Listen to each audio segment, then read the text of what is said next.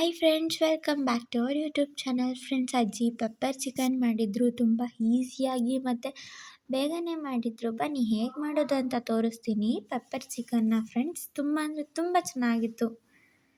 Friends, ಮೊದಲಿಗೆ ಈರುಳ್ಳಿ, ಹಸಿಮೆಣ್ಸಿನ್ಕಾಯಿ, ಕರ್ಬೇವಿನ ಸೊಪ್ಪು ಹಾಕ್ಕೊಂಡು ಈರುಳ್ಳಿ ಕೆಂಪಗಾಗೋವರೆಗೂ ಮತ್ತು ಕರ್ಬೇವಿನ ಸೊಪ್ಪು, ಹಸಿಮೆಣ್ಸಿನ್ಕಾಯಿ ಬೇಯೋವರೆಗೂ ಫ್ರೆಂಡ್ಸ್ ಚೆನ್ನಾಗಿ ಹುರ್ಕೊಳ್ಳಿ.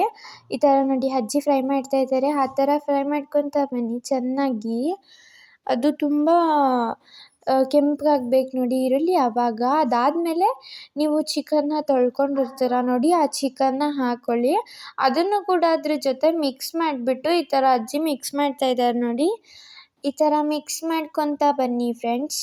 ಅದು ಕಲಿಸ್ಕೋಬೇಕು ಚಿಕನ್ಗೆ. ಅದಾದಮೇಲೆ 1 ಸ್ಪೂನಷ್ಟು ಅರಿಶಿನ ಹಾಕಿದ್ರು ಅಜ್ಜಿ. ಅದಾದಮೇಲೆ ರುಚಿಗೆ ತಕ್ಕಷ್ಟು ಉಪ್ಪು ಹಾಕಿದ್ದಾರೆ ಫ್ರೆಂಡ್ಸ್, ಆಡಿಸ್ಕೊಳ್ಳೋದಕ್ಕೆ ಬೆಳ್ಳುಳ್ಳಿ ಮತ್ತು ಹಸಿಶುಂಠಿ ಪೇಸ್ಟ್ ಹಾಕ್ಕೊಳ್ಳಿ.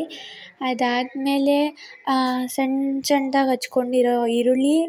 ಅದಾದಮೇಲೆ ಫ್ರೆಂಡ್ಸ್ ಲಾಸ್ಟಿಗೆ ಪೆಪ್ಪರ್ ಪೌಡರ್ನ ಉದುರಿಸ್ಕೊಳ್ಳಿ. ಅಷ್ಟೇ ಫ್ರೆಂಡ್ಸ್, ರೆಡಿ ಆಯಿತು ಚಿಕನ್ ಪೆಪ್ಪರ್. ಫ್ರೆಂಡ್ಸ್, ತುಂಬ ಚೆನ್ನಾಗಿತ್ತು. ಫ್ರೆಂಡ್ಸ್, ಈ ವಿಡಿಯೋ ಇಷ್ಟ ಆದರೆ ಲೈಕ್ ಮಾಡಿ, ಶೇರ್ ಮಾಡಿ, ಸಬ್ಸ್ಕ್ರೈಬ್ ಮಾಡಿ ಪ್ಲೀಸ್ ಫ್ರೆಂಡ್ಸ್. ಬಾಯ್.